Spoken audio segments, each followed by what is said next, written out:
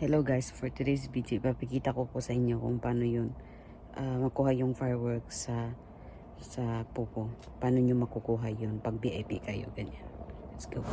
May nakalagay na get your fireworks. Pindutin mo yun, tapos pinindot ko na yun, ayan. Tapos pag pindot ko dyan, kasi naghahanap na ako ng ano kanina. Tapos, iyon, tingnan mo sa coins. Dapat i-ano mo muna yung ano mo sa coins, i-zero mo muna para makita mo talaga na may papasok mamaya. I-ano mo yung coins mo, i-transfer mo siya to diamonds, ayan.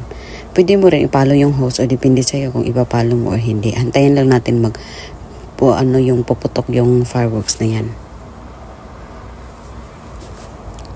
Hantayin natin siya. Yan, mahaba-haba pa to na video.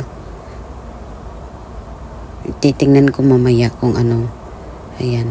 While naghihintay ka, pwede ka rin maglaro. Pindutin mo yung may dyan na games. Pwede kang maglaro pag nababoard ka.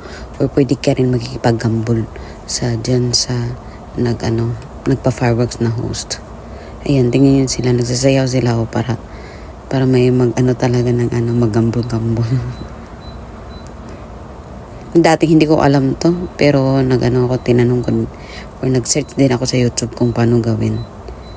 Ayan, mahaba-haba pa to guys. Ayan, tinignan na natin yung coins natin kung meron na ba. Pumusok na kasi yung fireworks. Meron na pumasok na $49. Yan o, tingnan nyo. Thank you for watching guys.